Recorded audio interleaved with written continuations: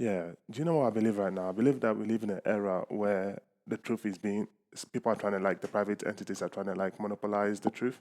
I was reading an article from Bloomberg, and it was saying that because of the collapse of crypto, right, um, watches like Philippe Patek or Patek Philippe, how you'd want to call it, and Rolexes, right, are being flooded in the market, secondhand watches.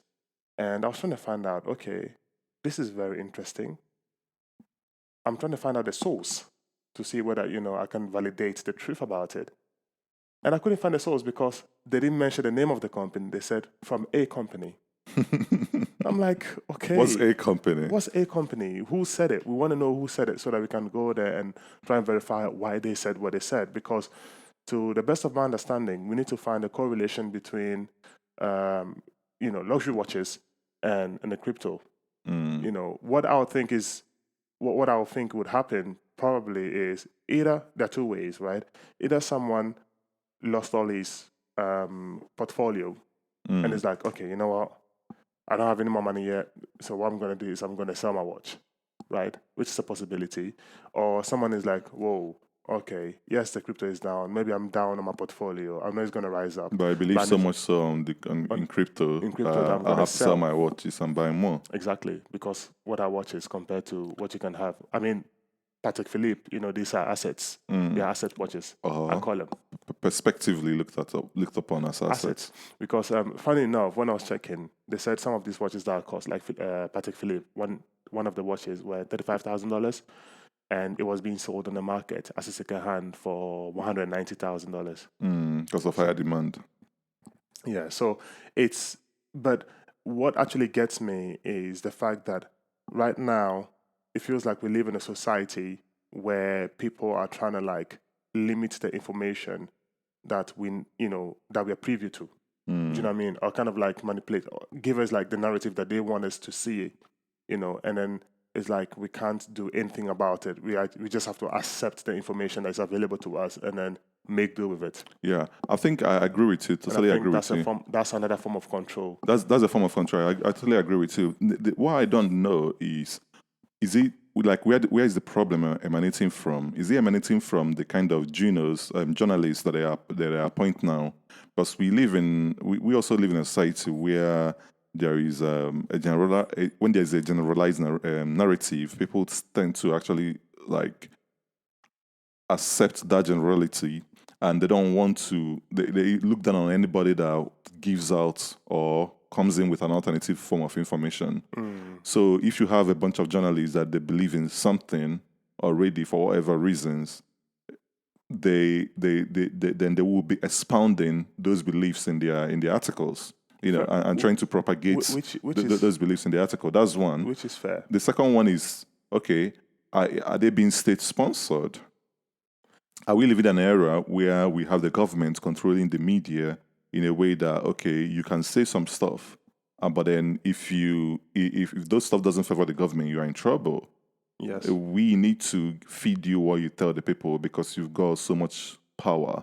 Because people subscribe to your platform and people get their news from your platform. Yeah. Then the third one will be maybe just an opinion of the person that wrote the article. Yeah. But what's wrong about that is that this Let me is not just a say gossip platform. let me just It's say supposed to be Bloomberg. exactly. You If Elon understand? Musk came today and he said something about Tesla on Twitter, and then people start by like what happened, I think a few Yeah. years back, and then all of this information that people deem to be true or factual, right, has an influence on the market. Do you understand what I'm trying to say? So, in a way, it would be wrong on their side because if Elon Musk can be criticized for it, right, then Bloomberg should be held accordingly as well. I think where I have a problem with the whole thing is this: you have a platform that is historically seen as a platform that is at the very heart of the financial markets. Yeah, Bloomberg. They're not a tabloid platform. This is not like the Daily Sun, yeah, in the UK, which is a tabloid. You take yeah, everything that you read on it as on a pinch of salt. It's meant yeah, to entertain. yeah, You know, um, it's not a tabloid platform. This is supposed to be what like We used to have like Bloomberg terminal, and then it's cost a lot of money to actually run a terminal. You know, it's cost substantial amount of money to run a terminal. But then the information that is being fed through the terminal is something seen as gospel.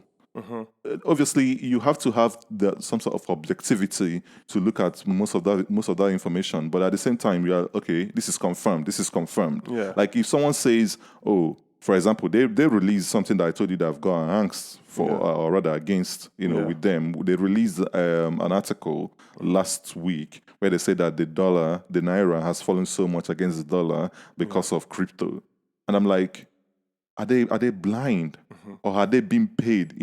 I think this is happening more often. Are they being paid or controlled by the government to actually spout something like this? So the Nigerian government comes out and ban crypto, which is totally wrong. But they ban crypto, fantastic. And then Bloomberg, after some few months, long months of the naira dwindling against the dollar, the Bloomberg comes in and conclude that crypto is a problem. Yeah. So it's like, are you sure they're not? Are they working in cahoots? Are they working together to come up with that? Now you have Emefiele, who is the CBN governor. Yeah. Sorry if I'm wondering the name of Nigeria. That has before. Naira has been falling, just like every other currency has been falling against the dollar, because of we are in a global economic kind of recession.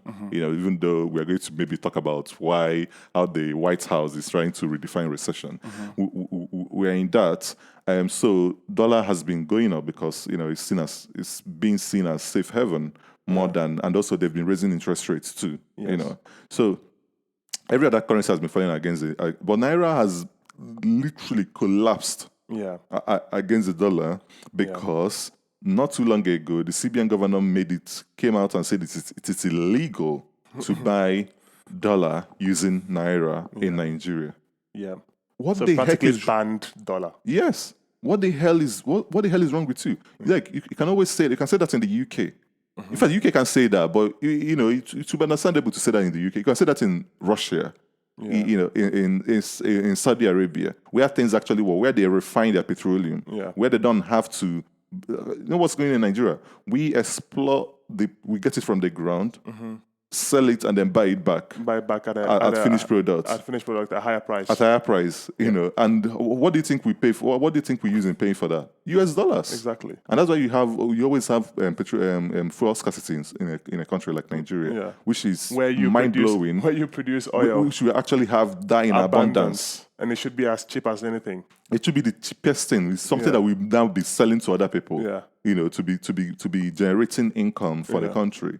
So, but then not only that, you have an economy that is 85% import based. Yeah. Nigeria does not make anything. Not even toothpick. Yeah. Toothpick in Nigeria is imported. Toothpick in Nigeria is imported. If you are in the business of importing toothpick in Nigeria, you are a millionaire. Yeah. I know someone that imports toothpick. That's why I use that as an example. I know someone that imports toothbrush. Yeah. I think I've told you this one before. Yes. I have a friend. The uncle imports Wisdom toothbrush into Nigeria. He's a multi-millionaire because of that. Why can't Nigeria make toothbrush? What's there in making toothbrush? So we import everything. And then the country that is import dependent, the CBN governor has come around and say, oh, you can't get the main thing that is needed for you to be able to import goods and services. What was his reason? He said that speculators, they are the ones that is like the dollar is not replacing the naira. So he's making it like if you have naira, use naira. But then he's totally wrong. So that's number one. That's dumb. Okay, then you should be thinking about what can Nigeria start producing so that the naira becomes more powerful. So that there will be a demand for the naira. Because if people started using dollars because there was so much inflation on the Zimbabwe dollars that it became useless, and that's always been the case. But that's basically what's going on in Nigeria. The inflation rate in Nigeria is about 18%, and that's actually government official rates. Yeah, the people in Nigeria know that is close to maybe 40%. Exactly, 40% inflation. So when you're looking at that, it has always been the case since history that anytime something we deem as money, right, is losing its value, people tend to run away from that money and go and look for something that That has is more a better value. store of value. Yeah. Because what you want to do is to store the value that you've created over space and time. Exactly. That's exactly what you have to That's do. it. If you can't do that, I think I gave you an example before where I said, imagine 8 years ago, like I myself and so many other people that I know, we don't keep Naira bank accounts anymore in Nigeria. Yeah. It used to be that, you live abroad, but you have local accounts where Yeah. you have Naira. Yeah. You know, I don't do that anymore. There are a lot of people that I know don't do that anymore. But it used to be a case. I'll give you an instance. Like I'll say, imagine 8 years ago. 8 years ago, $1 was equivalent to 160 naira, which was not amazing, but it was okay-ish. Yeah. You know, if compared to what we are, where we Yeah. are today. You know, so but then today $1 is equivalent to 690, So which is 700 naira. which is almost like walking backwards Yes. because your economy is supposed to do better over time. Over time, especially for a country that is growing, that's supposed to be growing, full of natural resources. Exactly, full of natural resources, supposed to be growing. 8 years ago, it was one of the countries that got like almost 10% GDP growth. We are part of the country. I think there was something I was looking at where you have like Brazil, India, China. These are countries that have got like almost chasing double digits GDP growth. Yeah. You understand? Nigeria was like 14th 8 years ago. Today, we are no longer on the list at all. We're not even in the first 50 anymore.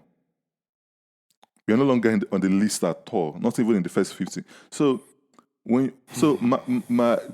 taking it back to the Bloomberg thing, I really do not understand what the media, especially some of these media, what they've been doing. I feel like they have an agenda, and it's like once they've developed an agenda against something, it's very hard for them to deviate from that. So they have an agenda against crypto.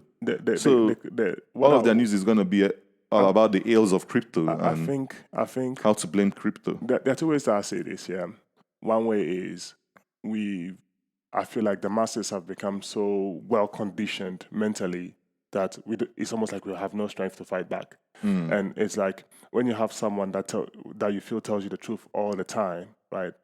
Even when they start telling you lies, you still believe that whatever they're saying is true, and you forget to say, okay, you know what? Actually, let me verify whatever they're saying is true.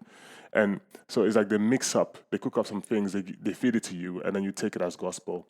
That's one way I'm saying it. Another way I'm saying it is, over the years, we've also known that private corporates have always used the media for their own benefit, and it's nothing new. Government has done it. Government have done it before. Private corporates have done it before. So it's almost like, okay, whoever they want to make, they can make, and whoever they want to destroy, they can destroy. What facts did Bloomberg present that said Naira is falling because of crypto? Did they present any facts? No. No facts was They presented. just said that people decided to start buying crypto, and because of that, there is lower demand of. But then you have to look at the genesis of the whole thing. The reason why people started doing that was because Naira lost its value, and then Naira. So look at why Naira lost its value in the first place. Exactly. If the currency is no longer a good store of value, then you have to look for an alternative. Exactly. Because people are not going to work so hard and they're not going to store their wealth in a valueless currency. Exactly. They don't want a situation whereby you work so hard, you work 40 hours a week. Some people actually do 60 hours a week. Yeah. And after that, you are still living in penury. Exactly. And then knowing that by tomorrow, the value of your currency or the value of your wealth. If toothpick is imported, if toothpick is being imported, and that means the person that is importing it needs to pay $1. I mean, we have an importation business, you and I, and we know how some of our customers, one of our clients was talking about how he can't get a hold of dollars in Nigeria, because at the end of the day, he will still have to get the dollars to buy the container load of products that he wants. Is it not weird because most of these importations would be in China, and China is not even asking for yuan; they're asking you for you to buy it in dollars. In dollars. So anything that you want to do, like commodities wise, importing and exporting. But then again, it goes to show you, because if China is asking you to pay them in dollars, it means that they do have a way of easily exchanging it into yuan. Yeah. You understand? Without any sort of issue, raised by the Yes. government or the system that's made it that's made the system not an enabling environment for them to function. Because I believe that the government is actually supporting them. Like, okay, export this, export that, export this, export that. Because the more you export it, you are driving money and wealth into the country, exactly. and that's why China is where it is today. Yeah, you build wealth. So we always talk about value, right? You build wealth by actually providing solutions to other countries. If Nigeria, I don't know much about Ghana and what they import, but I also know that we're also an import nation. It's only recently that we are trying to, export things like chocolate and all that kind of things. But majority of import and export, we are more import based. So it's like if you want to be on the table, not be the menu, but you want to be on the table. You need to also say, okay, this is also what we can do. This is also what we can provide. These are the services that we can provide, or these are the products that we can manufacture and export into other nations. And that's how you increase your wealth. That's what we all know. This is, so basic economics. It's basic economics, but then it's like, one, you're not, and the people that actually do this are the small companies, small businesses, right? One, what I'll do is increase, taxes on imports. But then that would also mean that I would also have to facilitate all these small businesses. Support them. Because they're also the ones that will employ the masses, employ people locally within the country. Yes. And then they will grow, and then your GDP will grow, and then your export will also grow. And that would also mean that the country is generating more income, and then that would stop all this. The truth is that if you support SMEs, small, medium enterprises, that's what they are called. If you support them by giving them loans, okay, you guys want to be exporting, or you want to start a factory that makes cotton wool, for example, in Nigeria, you know what, we're going to give you 30 years loan. It's from the government. This is not from a bank. Yes. It's from the government. So the government is looking at, give me your plan. I'll give you 30 years loan. I'll give you, the government are going to print that money that is normally being printed and just dashed out. And are going to print that money and then give it to you as a loan. We're going to give you, you have the capacity. You've shown a plan of being able to produce, let's say, 50 tons of, by the way, this is not a good calculation, 50 tons of cotton wool every year and export it from Nigeria. We're going to give you the loan to be able to do that. And then we're going to subsidize your tax, or maybe give you tax breaks for the next 10 years, and you have a 30 years loan. What would happen is that you expand immediately. And then you have the capacity now to employ people, and then that way, local people. Those local people that you've employed would actually, because they now have an employment, they will be able to buy food and pay for more services locally. To the carpenter that will come in and do their blind, because they have the money to do that. To the carpenter that will do their bed frame, because now they are getting married and they are going to make babies and they need their bed.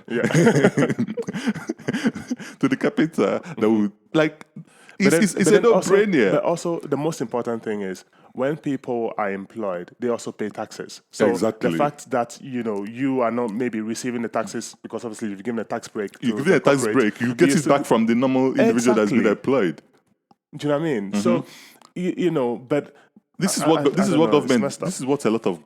governments in most other developed countries do, including China, including the UK even. Like Peter B was saying, Peter B, for context, is one of the presidential aspirants for the next presidential election in Nigeria. Peter B was saying that the UK government gave him a lot of money.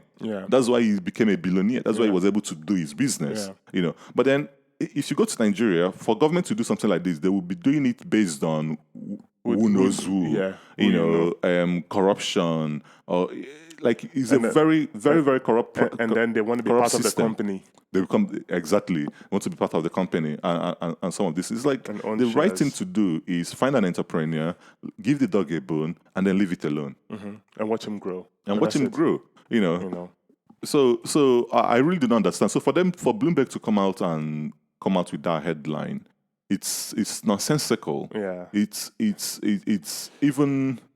disrespectful to the institution of Bloomberg. But you see, you know, and to actually Nigerians in a whole, because yeah, it's because a almost lot of like, Nigerians, a lot of educated Nigerians, we are complaining like, what the f is this? Yeah. Where do you guys get this information from? Exactly. The reason why the Naira is falling is because we have a dickhead as the CBN governor of Nigeria. yeah, and I feel An like educated dickhead, by the way. I feel like Super educated. a lot of times it's the same thing. Like, you know, when we go back into history, Yeah. the ones that are victors are the ones that write the history, and the ones that are the one that lost. You know, they don't get to say their side of the story. Yeah. You know, it's almost like they see Africans in general as people that don't have a voice.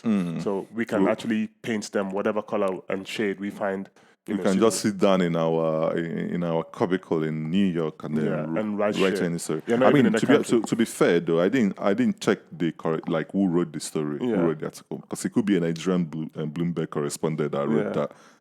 Again, paid by the government to write something. Yeah, because they do that. Yeah, you know, when you say these things, they'll demonize the crypto. When you say this, when I say some of these things, yes, people that don't know think it's conspiracy. But actually, we have a government that does something like this. How is that conspiracy? No, because government have been known to do that all the time. Exactly. If they can demonize, if, let's say, for example, I inflict fear in you and I said, okay, this is actually bad, yeah, and I use the media to say, okay, you know what, for the next 3 months, this is the information I want you guys to present. Be telling the masses that whatever this product is bad for their health, bad for this, bad for that.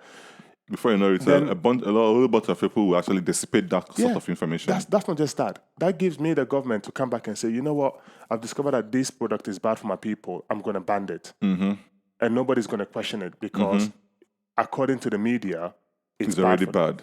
True. You know? Yeah, they do that a lot. That's what they've been doing that for ages. They did the same thing for CCTV in the UK. Do you know what I mean? And now we have CCTVs everywhere. Oh yeah, we want to place CCTVs for your safety because we don't want the Irish. You know, we don't want what is it? What are they called? Al Qaeda. No. The Irish. I forgot the name. Oh, the ones that were placing bombs in bins and etc. I think it's an NRA. I think can't remember. It's NRA, the gun thing in the US. I can't remember. Yeah. So, you know, so things like that, you know, they come up, they cook something up, and then they present it to you, and then they paint it black, and then you say, okay, it's bad. They come up, they did the same thing with crypto. Oh, crypto is this crypto is what criminals use, you know, for funding and ransomware and etc. So what do people say? Oh, crypto is bad because without them actually talking about what people have been using cash to do, exactly, or what drug cartels have been using the banking system to do, exactly, all over the world. Exactly. Do you know what I mean? So when you look at that, then it's like people are like, oh, they become fearful. Do you know what I mean? Oh, okay, wait, hold on. What if I get scammed? And then immediately they see someone that says they're in crypto, they're like, this guy is a scammer. Do you get it? So, and then now the government comes in. It's almost like the government robs you, and then he's your savior. And then he comes in and said, oh, I'm here to save you. And that's exactly what it is. It's like the quintessential rat that will be biting you and be blowing you at the same time. Exactly. Yeah, bite. So bite. So you don't feel the pain. But then by the time you know it, you don't have you've lost a limb. You've eaten a limb. Yeah, so but you didn't feel the pain or anything because you bite you and then you'll blow it. You know. So how do we link this into money? You know, the normal money, because we have to talk about money today. You know, like look at the history of money. Yeah, so I think we said, okay, you know what? Right now we've discovered that a lot of people don't really understand money, and they struggle to understand why crypto or Bitcoin. When I say crypto, guys, I just want you to just think about Bitcoin. Please don't think about any other thing. Just think about Bitcoin. You know, but why Bitcoin is the way forward. Do you know what I mean? So I think we said, okay, you know what? Let's have a conversation about history, like where it actually started from. You know, and the first thing that started was a barter system where people can trade their commodities. You know, and how we fared for a while before. So we're actually going to be having a conversation about the transition of money, basically, how money came to being, where it started from, and where we are now. So we're going to talk about a lot of things because we all know that there's been a lot of transition. I mean, through the Roman Empire, Mesopotamia, where it actually started from. Yeah, you know. So Actually, I think it's gonna be an interesting journey, because I think even reading about money and everything, I'm looking at it from a different perspective. Because obviously I've read about money before, where money stemmed from, but I'm now looking at it and I'm trying to find, wow, okay, where we are now and where it started from and why we think Bitcoin is the solution to the Mm. problem. And so it's a whole new complete different kind of lens that I'm looking through and researching on money. But it's so damn interesting. It's so damn interesting because the barter system, yeah, it's funny because it's still happening in Nigeria right now, Mm. up to today. And for those who don't know, barter trading, it's basically I have a product. Let's say, for example, I have tomatoes, and then Buchi has apples, and I want to have some apples. So I trade my tomatoes to Buchi, on the basis that he wants my apples. Mm. Yeah. So that's the barter system. But obviously it's a little Why bit. do you say it's happening in Nigeria now? Well, I was watching a documentary, and then the market. Mm. Yeah, so you saw some people that would come in with plantain, right? Mm. And they would want like dry fish. Mm. And so they would go there and then they have like an index Mm. of almost like, okay, how many plantain will equal to, Based on weight. but they didn't even wait. The guy brought in like a bunch of plantain on a stem. And then the woman looked at it and then gave him like three dry fish. And then you had people going around like that, doing that. And they've been doing it forever. It had never stopped. Yeah, I think we all know the problem of the barter system, which is double coincidence of wants. In a nutshell. But if to look at the history of money, we have to look at exchange. What is Yeah. exchange? Exchange of goods and services, exchange of value. And Yeah. we have like two types of exchange, the direct and indirect exchange. So direct exchange is what you just mentioned. I have apples and then you have tomato, and then you for whatever reason value my apples, value Yes. my apples more than you value your tomato. Yeah. Maybe because you have like a whole basket of tomatoes, Yeah. and then you can't keep on making tomato soup and stew. So you want to have apple pie? You want to have apple pie, Yes. or maybe for whatever reason you are fed up of eating tomatoes every day. Yeah. You want to have some apple, Yeah. and I have a bunch of apples, and then we exchange. Yeah. But then the problem with that is, or the problem that arises is, I'll need to want what you have. yes, Yeah. And so if I don't so that's where the double Coincidence of wants. comes from, right? Yeah. Because I need to want exactly what you have, and you need to want exactly what I have. yes, And so if I don't have what you need, I have to go and find somebody else who wants what I have, and then buy what you want from that person, and they come and present it to you. yes, and now you're looking at indirect exchange. Yes. How is that going to work? Yeah. And then you look at, okay, we need to, historically, humans decided they need to find something that is a commodity, Yes. that is valued, agreed by everybody, or by most people within that particular, Yes. community or particular area, Yeah. that they agree on, that they can say, okay, we can value our stuff based on this. Yes. When you want apple, you give me that thing, commodity, whether gold or silver, whatever it Which is, is acceptable. which in is that acceptable community in by that everyone. community by everyone. Yeah. You give me that, and then I think I wrote a Medium about this when I was saying that, I think the first instance when they banned crypto in Nigeria, I wrote a Medium. I was so angry. I wrote a Medium. I don't like writing. Writing is hard, Yeah. But I wrote a Medium. If you check iBooks, you see the Medium on Medium. Yeah. About this, and I was talking about how the masses have to actually wake up and understand that the power lies within them. We control all of these things. Yeah. Because if there is a platform that actually accepts Bitcoin, Yeah. the betting, you do lightning payment to everybody, Yeah. and people are open and willing and okay, because Bitcoin is better than Naira, then that platform would actually work. It will foster. It will become big. Yeah. But people have to understand what is going on with their currency for them to start looking into Bitcoin. Absolutely. Because what would happen is, if I'm a merchant and I sell sneakers, the trainers, I go on that platform and then list my trainers for, let's say, what, 0.00005 Bitcoin. Obviously, we're going to find it. The problem that Bitcoin have with building a platform, by the way, and I'm digressing into Bitcoin, but the problem Bitcoin have with building a platform is that 0.000, it doesn't look good. Yes. It's confusing in a way. Yeah. I know it seems like a nothing burger, but it's actually a big deal. When you try to, because we've tried to build a platform. Yes. We're still potentially going to still build a platform because it's that is a marketplace that just accepts Bitcoin like an Amazon. Yeah.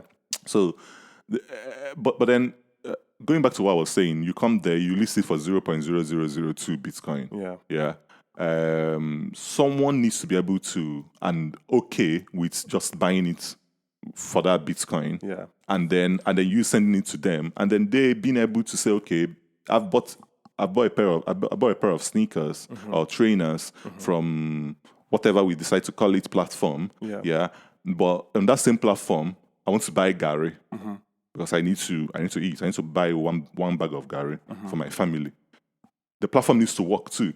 But then there needs to be a seller of Gary that understands Bitcoin, understands money, to be able to be willing to put their Gary on the platform. I think the way I look at it, like obviously what you said is valid, but the way I look at it is the same way with adoption.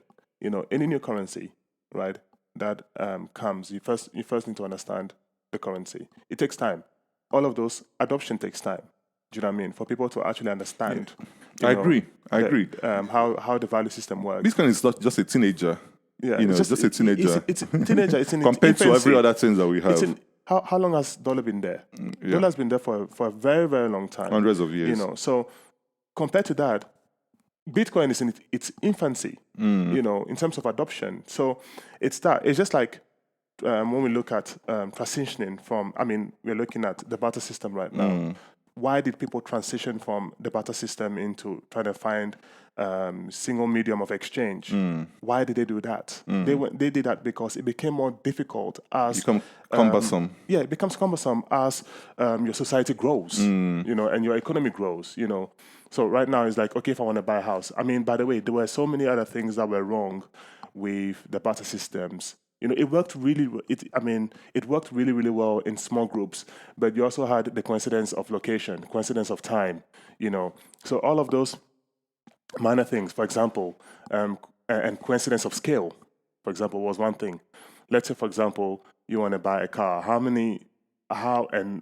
want to buy a car from you, and I have shoes, right? How many shoes do I have to give to you to own your car? Yeah. Do you know what I mean? So coincidence of scale. And then also you had issues with coincidence of time. If I have apples and I want to buy your house, right? By the time I transport the apples to you, maybe half of the apples would have already rotten. So you had small issues like that. So people had to come up with an idea of saying, okay, like what Buchi said, what can we actually present as a single medium of exchange where it's acceptable in our society, like seashells. And, that's how you had these smaller commodities coming around, seashells. But also we need to understand that as technology evolves, right, what happens is seashells initially became something that was widely acceptable because they were very rare and they were very hard to find. But then as soon as, for example, the Brits, let me talk about Africa now, the Brits came in, right? They had the technology, they were more technology advanced, and so they could collect seashells. They inflated the seashell market. They inflated it. And then because they are the ones that control the inflation, they became the richest. And because they became the richest, they were able to start stealing, plundering and taking things from people. Exactly. But what did people naturally do? They moved away from seashells into another more valuable currency, named currency, more rarer. So it's almost, it has to do with how rare something is, And that is why when you look at Bitcoin, linking it back to Bitcoin, we're looking at something that is rare, right? Something that is hard to get. Which is proof of work. Proof of work, one. Secondly, Bitcoin is limited to 21 million. Simple. There is, until we have the technology know-how, quantum computers, until we get to that point. The argument against the whole quantum computing thing is that it wouldn't even be like that, because at the end of the day, Bitcoin, if you check the proof of work of Bitcoin and how mining works, as technology advances, as Bitcoin goes up, as Bitcoin moves into, as you get more supply, it gets harder. It gets harder. So I think there will be a point when we get to quantum computing, you probably will need quantum computing to mine Bitcoin. That's exactly. So which that's means true. there's got to be a harder thing. Yes. That will break Bitcoin by then. That is true. that's a very different, a new way of looking at. Yeah, it's true. That's what's going to happen, because if you look at, we used to be able to use your CPU from CPU to GPU, from GPU to AAC, whatever it's called now. Yes. By the time we get to quantum computing is now used in mining Bitcoin, and then they'll tell you, oh, it's quantum super quantum X times 10. That would break Bitcoin. So it's ever evolving. Ever evolving. So as technology is evolving, Bitcoin is also evolving in its own ways. Yeah. Basically. Yeah. So which makes it really. Listen, when I was actually researching this, right, it blew my mind. The more you study money, the more you appreciate Bitcoin. That's exactly it. That's what I've noticed. The only people that castigate Bitcoin is because they don't understand what money is. Exactly. If you understand what money is from the very beginning of human civilization to where we are today and where we need to be and the problems that we are facing today, you will just appreciate Bitcoin so much. So I'm telling you, so it's crazy because, we are now in an era where we have actually found a solution to all these monetary policies and all these issues that we've had generally from history to now. I think next time when we come, I think there's even more to talk about, because I'm really eager to talk about the Roman and how inflation actually started. Yeah, and by the way, if you check if you check civilization, the move of the way civilization moves, right now we are in the U.S. civilization time. I think there's something that is called the US era. You understand? But US era is flailing and is failing because of inflation. Yeah. But then someone that does not study history wouldn't know that is something that happened to the British era. Yeah. That's something that happened in the Roman era. Yes. Inflation killed the Roman. What is it called again? There's a Roman Empire. Yeah. It collapsed the Roman Empire. The British Empire also collapsed because of inflation, because they needed to sponsor wars and everything. They started printing. The American Empire is becoming a joke because of the same inflation. Yes. It's becoming a joke because of the same inflation. So inflation is actually what kills empires. It is. It has always been so. It's just that the Americans have, over time, basically what they've done is kind of like master it to a point whereby they've outlived their expiry date.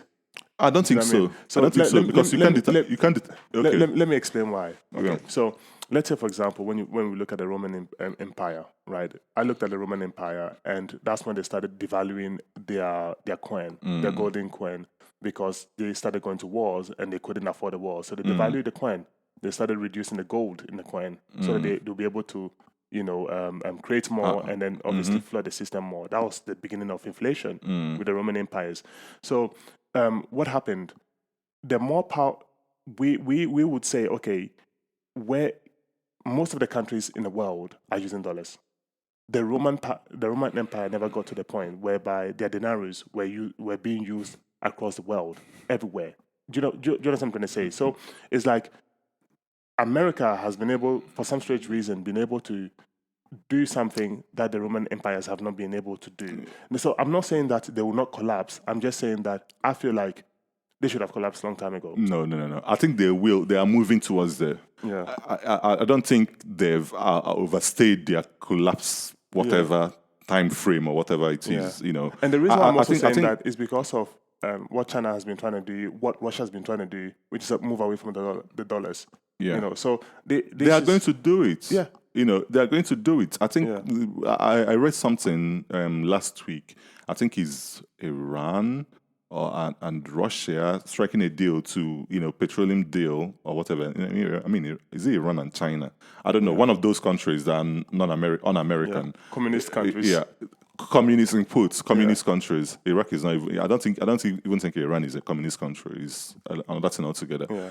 But they struck a deal, like a massive commodity deal, not in dollar. They struck it with a new system that they created. I think it's called MIR, something like that. Yeah. So the dollar is flailing, and it's flailing because of inflation. Yeah. All of these things that are happening is just America trying to delay what's inevitable. And you use an example of the Roman Empire. The Roman Empire, within the Roman Empire, their currency was being used within the Roman Empire. Yes. We live in the US Empire, and that's why dollar is acceptable in every way. Yes. If you go out of the US Empire, which is Russia, because of the fact that they have a problem, which could be any other country that will wake up and have a problem with the West in the future. If you go out of that US empire, nobody is gonna be, dollar is not gonna be in high demand, outside of that US empire. So, but I want to ask you a question. But then hold on. Okay, but then even in the Roman Empire, I do believe that even at that period, even countries outside of the Roman Empire, if you give them the Roman coin, they will appreciate it. They will recognize it because it's oh my days, Roman gold. I could imagine that was the case. But then another reason why the dollar is as ubiquitous and as popular as it is because of technology. Before any money will be successful, it needs to be able to transfer it within space and time. If you can't transfer money within space and with any medium of exchange, if a medium of exchange cannot be transferred between space and time, it's not money. It's not money, and it can be successful. Yes, and the US dollars have been able to do that because of technology, using the SWIFT system. Whereby my uncle will send me $50,000 into the UK, and I can use it, and then there's a system to save it and all of those things. Bitcoin, the reason why I espouse Bitcoin and I will keep on talking about Bitcoin, I'll be the biggest proponent of Bitcoin, is that Bitcoin does all of those things better than the US, 10 times, 100, what I mean by 10 times? No, 1,000 times better than the US dollars. And cheaper. Yeah. So we are gradually, the US empire is flailing. Yes. And by the way, I'd rather be in the US than China, by the way. Yeah. But then you see a lot of things that's happening, and you're like, these people just ruined the empire through inflation. They ruined the empire through inflation, and they're still doing it today because it's like, inflation is like a drug. Yeah. You see how people get into heroin. And they can't stop. Yeah. They know they are dying. It's killing them. But they will do it again. Yeah. They will do it again and again and again. Unfortunately, we have a solution, but nobody wants to take the solution. Yeah. And the funny thing about Bitcoin being really important is that it is the solution. But not only that, it is not controlled by, it's not going to be controlled. The reason why nobody has taken it up to adopt it as their own is because they can't control it. Yeah. Which actually solves a lot of... So Bitcoin, if anything, Bitcoin would actually be something that would get us closer to one world government. But which is, so, what we are saying is that the Illuminati and exactly. the Freemasonry should jump on it as quick as possible. Yeah, Bitcoin will get us closer to one world government. Yeah. But then, unfortunately, because of the fact that the people that are espousing one world government, like the World Economic Forum and all of that, those are the people that always talking about one world government, kind of, it's like the new world order kind of thing. Those people, because they can't control Bitcoin, so they are too scared because at the end of the day, they still want someone to be able to control. Exactly. Yeah. But then Bitcoin is there not to be controlled. Yeah. But it's then an untamable beast. Yeah. It is the beast on its own. Yeah. It's a beast on its own that sits there. You can't tame it. You can't tame it. You can't stop it. You can't control it. You can't tell it what to do. You can't stop people from using it. Yeah. So it's chiefly going to win. Yeah. It's inevitably going to win. Yeah. But then... But that's what I'm saying. I feel like, okay, we are also living in an era where information is available more than it was, let's say, 20 years ago. True. Do you know something I say? And so it's just a matter of, I feel like it's a matter of time where people, because right now I feel like when the rich will get rich, they would get rich. And when the poor will get poor, they would get poor. And I'll give you a perfect example. I think we were having a conversation, we were talking about fuel. for example, and how expensive fuel is right now, and how expensive gas is right now. And we said in the winter, we're going to get to a point whereby people might actually start robbing people. Right now, when we go to Lidl, for example, oat milk, right? It's becoming scarce. Oat milk. Yeah. It's becoming scarce. I don't see them on the shelves as I used to. And normally we had different brands of them. Now there's only one brand, which is the unsweetened one, which is the one that nobody likes. Yeah. That's the one that is there. And even sometimes when you go there, even that is not there. Do you know what I mean? So we're getting to a point where things are getting so damn expensive, right? That the cost of living has exceeded people's budget or people's salary, for them to actually live. So what would they have to resort to? Start robbery. So you see the height of robbery. This is the kind of like state we are living in now.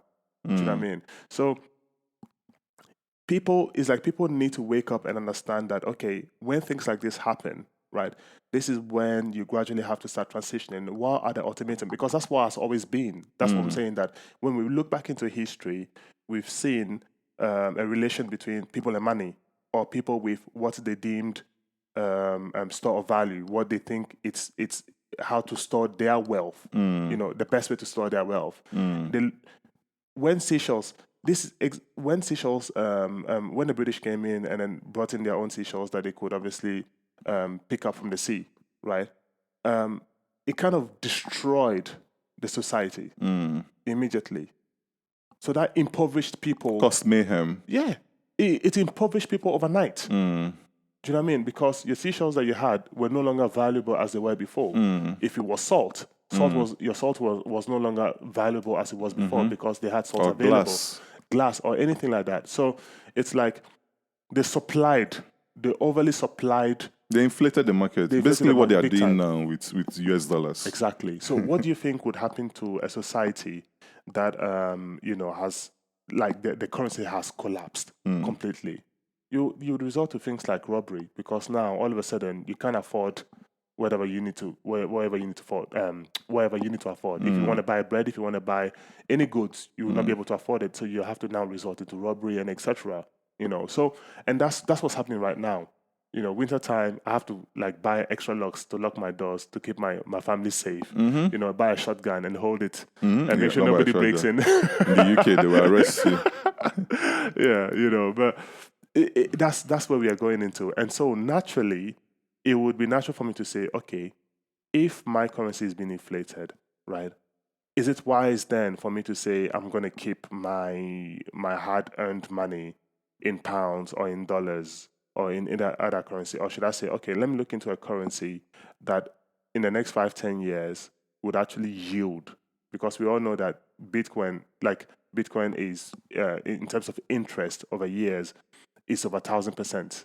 Do you know what I mean? So it's a no-brainer. I would want to save my money in something that I feel more secure, something that I feel like nobody can wake up in the next day and come and said, okay, release. Okay, today we're going to increase interest rates. I don't want none of that shit. I mean, look at what happened in Argentina now. Yeah. I think what happened in Argentina some few years back was that they woke up and then confiscated every foreign currency that you have in your bank.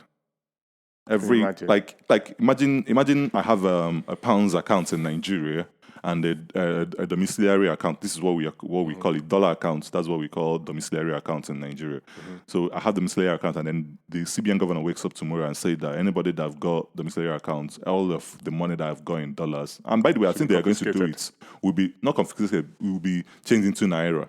Yeah, which is theft. They've stolen my wealth. Yeah, they'll change it automatically into naira.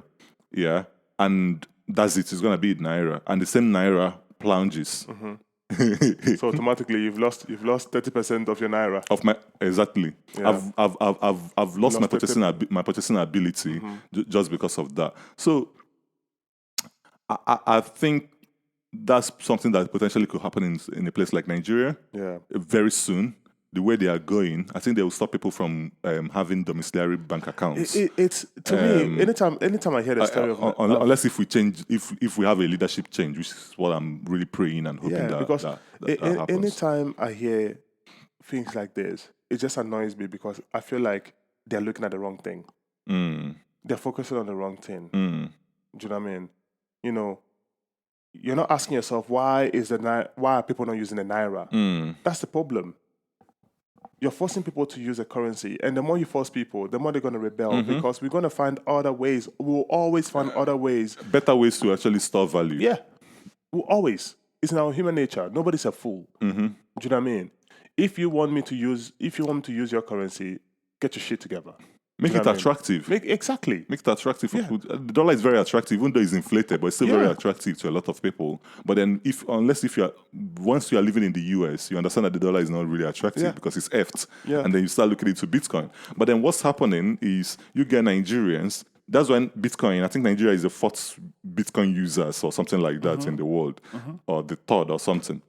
Because the Naira is EFT. Yeah. And they don't have access to it. So what do they do? You want to send me money, send me Bitcoin. Yeah. You send them Bitcoin, they will find a way to change it into Naira. Yeah. Definitely. They'll transition because there's somebody there, there's an aboki over there that wants to make money. He's going to do it. You know, he's going to do it. He's economically incentivized to do it, to change it, because he's going to make a little bit of money. He's going to make a little bit of money. By the time he does it and for like 5,000 people, and then he's sitting on millions. It's banned. It's banned. It's like the cocaine thing. Supply and demand, isn't it? Yeah, it's like the cocaine thing. I was telling someone that I actually think that the whole cocaine thing, I can't understand why the government doesn't know that one of the things that they can do is to actually dump like cocaine and all these other drugs, make them legal, like allow people to use them. Yeah, in the short term, people are going to. What if the government? Yeah. What if the government are heavily involved in this whole cocaine, trade? No, you're saying what if? It's actually my belief. Have I ever told you this? Exactly. That some of those shops in London are money laundering, and the action behind the money laundering is mostly drug money. Yeah. The government knows that, but then they feel like it's good for the economy for them to still exist. So they're not going to go and close them down. What if they are also heavily? When I say heavily involved, that they themselves are actually. This is a conspiracy, by the way. Yeah. I don't have any evidence to prove that, but I believe in that conspiracy. Yeah, If they also heavily because if CIA has done it in the past, and FBI has also been involved in it as well, then. So most cocaines come from Colombia. Yeah. I don't know how much, but a lot of cocaine come from Colombia. But do you know in Colombia the plant that is used in making cocaine is just a plant that people eat? Yeah. It grows. It grows in the garden. It's not a big deal. Like if you choose to go and buy the actual cocaine and become a drug addict, become a cocaine addict, that's on you. Yeah. But Colombians just get the coca leaves and eat it. I think they use it in making food. Yeah. People. So I've seen a video. Someone just plucked it on the streets. Yeah. And then eat it. Wiped it off. Yeah. Ate it. That's the kind of world we need to be in. Yeah. Because once you start banning some stuff, the demand goes up, especially things that people actually like using. But then when you make it, laissez-faire, people won't do it. People won't do it. When you go to, you will lose its luster. When you go to Amsterdam, most people that smoke, are actually foreigners. Do you know what I mean? The business in Amsterdam is supported by foreigners. Exactly. People that come for drug holidays. Exactly. They come, they smoke their weed, and they go and do whatever they want to do. But most what would I call them? Dutch people, most of them don't smoke. They don't have the time. Yeah, when you go, as soon as you go into a coffee shop, because that's what it is, you go into a coffee shop, you only hear English, you hear French, you hear any other language than actually Dutch. So it is exactly that. In America, for example, Coca-Cola used to have cocaine in there, and apparently there's a wine, I forgot the name, a very famous wine. When before they made it illegal, it was also heavily they were adding the cocoa leaves in the wine, which Queen Elizabeth, used to drink it and all, etc. It was something that it was widely accepted. So Anyway, I think we've digressed into we've digressed into cocaine, but then fundamentally, what we're talking about is the demand of money, and what is actually money. What do you think is money? If someone says you to define money, what would be your definition? Just I'm trying to get you to say some stuff. I would always say it's a rare single medium, widely accepted by a society. A rare single medium good that is widely accepted by the society. Obviously, that transcends time and space. That's how I'll summarize it, put together. I think one thing I've started saying recently, I think I said it before to you. Yeah. I feel like money is economic energy. Yeah. Energy is the ability to do work. Yeah. You understand? So you need the ability to do work. If you want to create value, energy can never be destroyed but can actually be transferred. Yes. So you transfer you transfer economic energy into productive energy through money. Money is that medium that allows you to do that. Yeah. And then also anything can be money. Anything can be money as long as it's rare. You As go far to as it's prison. rare, You as far go as to it's prison. widely accepted. You go to prison and cigarettes become money. Yeah, true. Which is weird. Yeah. You kill and then they give you 10 cigarettes to smoke. Yeah. Anyway. So thank you guys for listening. We'll be talking more about money in our subsequent episodes. Thank you guys. Have a pleasant week. Yeah. Bye. Peace. Bye.